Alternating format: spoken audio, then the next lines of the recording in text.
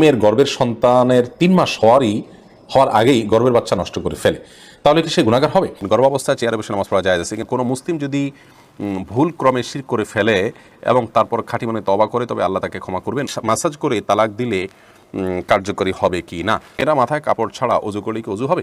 তাহাজ্জুদ পড়ার সঠিক নিয়ম কোনটা? গর্ভাবস্থায় ডাক্তারের পরামর্শে রোজা না রাখা উচিত হবে কিনা? সন্তান জন্মের পরে কি আকিকা দেওয়া বাধ্যতামূলক? কি কি শর্তের ভিত্তিতে দ্বিতীয় বিবাহ করার সুযোগ আছে? বাচ্চা নষ্ট হলে কতদিন নামাজ রোজা রাখা নিষেধ? আমি দীর্ঘদিন যাবৎ জিম করি, এটা ইসলামী অনুযায়ী জায়েজ কিনা?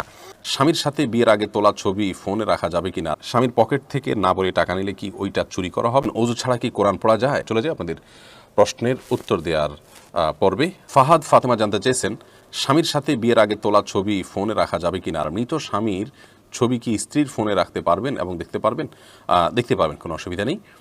তবে ফোনে রাখার ক্ষেত্রে দায়িত্বশীলতার পরিচয় দিতে হবে, যাতে কোনো প্রকার রিস্ক না হয় এবং এটা নিয়ে যেন আপনার বেহাত না হয় এবং বিপর্দার সুযোগ তৈরি না হয়, সেদিকটা খেয়াল রাখতে হবে। শবনম স্বর্ণ আপনি জানতে চেয়েছেন, অজু ছাড়া কি কোরআন পড়া যায়? বাসায় যদি কেউ না থাকে, ঘোমটা ছাড়া কি কোরআন পড়া যায়? সুস্থ মানুষ কি শুয়ে শুয়ে কোরআন পড়তে পারে? উত্তরগুলো দিল জি।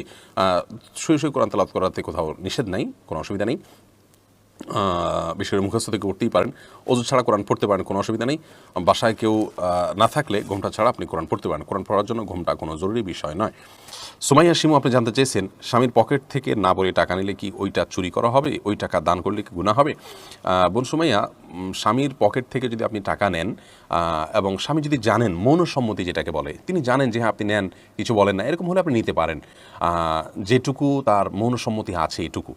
আর যদি তার মনোসম্মতি না থাকে, এটা মানে একেবারে নিয়মতান্ত্রিক যেটাকে চুরি বলা হয়, সেটাই যদি হয়, তাহলে সেটা আপনার জন্য জায়েজ হবে না। যদি তিনি আপনার ভরণ পোষণ এবং মৌলিক যে চাহিদা আপনার বা আপনার অধিকার, চাহিদা না, আপনার যে অধিকার আছে সেটা তিনি আদায় করে থাকেন, তাহলে সেক্ষেত্রে আপনি তার পকেট থেকে আর টাকা নিতে পারবেন না, যদি তার সম্মতি না থাকে।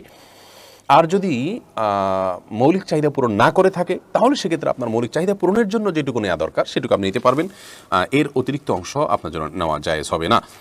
সাদিকা আপনি জানতে চেয়েছেন, বাচ্চা নষ্ট হলে কতদিন নামাজ রোজা রাখা নিষেধ? বাচ্চা যদি আপনার স্বাভাবিকভাবে জন্ম নেয় অথবা অস্বাভাবিকভাবে বাচ্চার জন্ম হয় বা আপনার মৃত বাচ্চা বের করা হয়, তাহলে সেক্ষেত্রে এটা নেফাসের বিধানভুক্ত। সর্বোচ্চ 40 দিন পর্যন্ত নামাজ বন্ধ থাকবে, তারপর নামাজ পড়তে হবে। আর যদি তার আগে ব্লিডিং বন্ধ হয়ে যায়, তাহলে যেদিন থেকে বন্ধ হয়ে যাবে সেদিন থেকে নামাজ পড়তে হবে।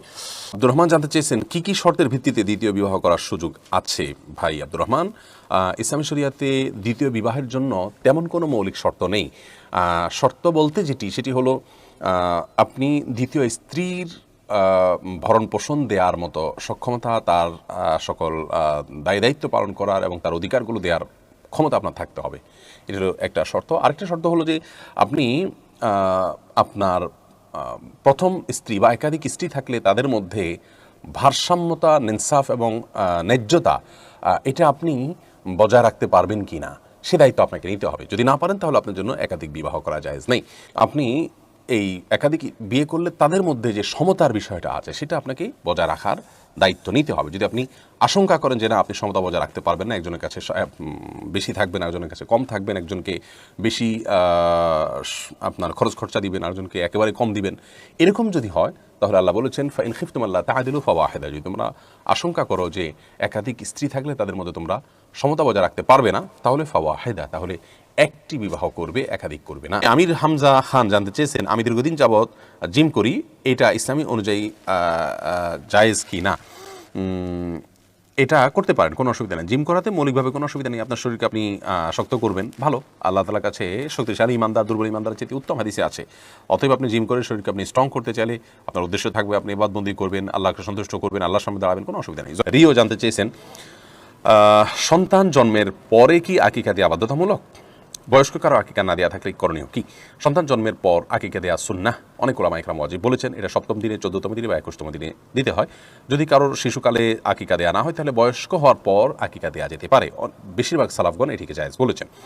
এরপরে বোন রোজিনা আক্তার আপনি জানতে চেয়েছেন, মেয়েদের যদি মাসিক অনিয়মিত হয় এবং 10 দিনের বেশি থাকে এবং 18-20 দিনের মধ্যে ব্লিডিং দেখতে পায়, তাদের জন্য নামাজ এবং রোজার নিয়ম দয়া করে বলবেন। দেখুন, মেয়েদের মাসিক অনিয়মিত হলে এবং 10 দিনের বেশি হলে 10 দিনের অতিরিক্ত যেটি হবে সেটিকে তিনি অসুস্থতা ধরবেন এবং 10 দিন অতিরিক্ত দিনগুলোতে তিনি রোজাও রাখবেন, নামাজও পালন করবেন প্রতি ওয়াক্তে ওযু করে করে।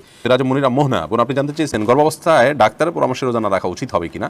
গর্ভাবস্থায় আপনি যদি এত বেশি অসুবিধা ফিল করেন যে আপনি রোজা রাখতে গেলে গর্ভস্থ সন্তান অসুবিধা হবে, চিকিৎসক যিনি রোজার গুরুত্ব বুঝেন, মুসলমান ডাক্তার, আবার সেই সাথে তিনি ডাক্তার হিসাবে অভিজ্ঞ, তিনি যদি বলেন যে না আপনার যে পরিস্থিতি শরীরের তাতে আপনার গর্ভস্থ সন্তানের জন্য রোজা রাখলে ক্ষতি হবে, বড় ধরনের কোনো ক্ষতি বা আপনি ক্ষতিগ্রস্ত হবেন, তাহলে সেক্ষেত্রে রোজা না রাখতে পারেন, অন্য সময় রাখলেও চলবে।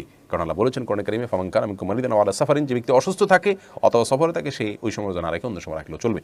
কিন্তু যদি সামান্য একটু ভয় হয়, অহেতুক ভয়ের উপর ভিত্তি করে আপনি রোজা না রাখা উচিত হবে না বা জায়েজ হবে না।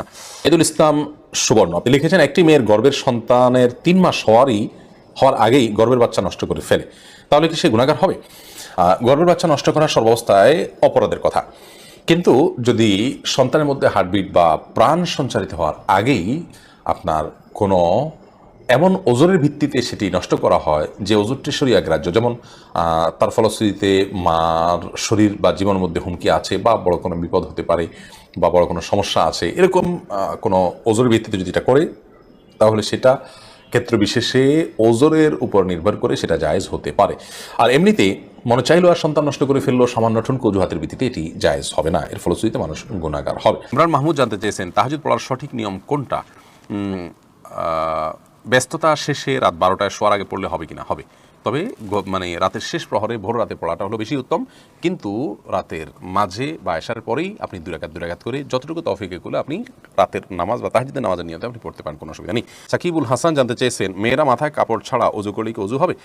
মাথায় যদি কাপড় ছাড়া ওযু করেন আপনি, তাহলে সেক্ষেত্রে আপনার ওযু হয়ে যাবে, ওযুর জন্য মাথায় কাপড় কোনো জরুরি না। মোশাররফ হোসেন জানতে চেয়েছেন ম্যাসাজ করে তালাক দিলে কার্যকরী হবে কি না। জি, আপনি যদি বার্তা পাঠান, SMS পাঠান এবং তাতে যদি তালাকের কথা উল্লেখ থাকে তাতেও তালাক হয়ে যাবে। মোহাম্মদ তানজিম জানতে চেয়েছেন কোনো মুসলিম যদি ভুল ক্রমে শিরক করে ফেলে এবং তারপর খাঁটি মনে তওবা করে, তবে আল্লাহ তাকে ক্ষমা করবেন? অবশ্যই ক্ষমা করবেন। তওবা করলে মাফ হয় না এমন কোনো অপরাধ নেই, বিশেষ করে আল্লাহর অধিকার সংশ্লিষ্ট যে অপরাধগুলো আছে। আপনি শিরক করে ফেলেছেন ভুল ক্রমে, এখন তওবা করলে অবশ্যই মাফ করবেন আল্লাহ তাআলা। সাহাবায়ে কেরাম অনেকেই, বরং বেশিরভাগই বলতে গেলে, একসময় তারা মূর্তি পূজা করতেন, পরে আল্লাহ তাআলা তাদেরকে হেদায়েত দিয়েছেন, নবী সাল্লাল্লাহু আলাইহি ওয়াসাল্লামের দাওয়াতে তারা ঈমান এনেছেন, তাওহীদে বিশ্বাসী হয়েছেন, তাদেরকে আল্লাহ তাআলা অবশ্যই মাফ করেছেন, বিধায় আমরাও ক্ষমা পাবো ইনশাআল্লাহ। শিরক করার পর আল্লাহ তাআলা সেই অপরাধ মাফ করেন না যে আয়াত আছে, তার মানে হলো যদি কেউ তওবা ছাড়া মৃত্যুবরণ করেন, শিরক নিয়ে যান, তাহলে সেটা ক্ষমা হবে না। আজমিন নাহার জানতে চেয়েছেন গর্ভাবস্থায় চেয়ারে বসে নামাজ পড়া জায়েজ আছে কিনা। বোন আজমিন নাহার, যদি এরকম পরিস্থিতি হয় যে গর্ভাবস্থায় কোনো বোন তিনি এমন একটা পরিস্থিতি আছেন যে তিনি দাঁড়িয়ে নামাজ পড়ে রুকু সিজদা করা বা উঠা বসা করতে গেলে তিনি পড়ে যাওয়ার আশঙ্কা আছে, অনেক মা বোন গর্ভাবস্থায় এরকম দুর্বল হয়ে যান, এরকম লেভেলে চলে গেলে তিনি অবশ্যই রুকু সিজদায় যাওয়ার জায়গায় চেয়ারে বসে রুকু সিজদা করতে পারবেন। দাঁড়ানোর ক্ষমতা থাকলে দাঁড়ানো থেকে বসাটা স্বাভাবিকভাবে, চেয়ারে বসাটা স্বাভাবিক থাকলে তিনি দাঁড়িয়ে নামাজ শুরু করবেন, রুকুর সময় চেয়ারে বসে তারপরে ইশারা রুকু সিজদা করবেন, এটি তার জন্য জায়েজ হবে। আর যদি এই লেভেলের সমস্যা না হয়, সামান্য একটু অসুবিধা হয়, সামান্য একটু কষ্ট হয়, তো সেই অজুহাতে তার জন্য এভাবে নামাজ পড়া সঠিক হবে না।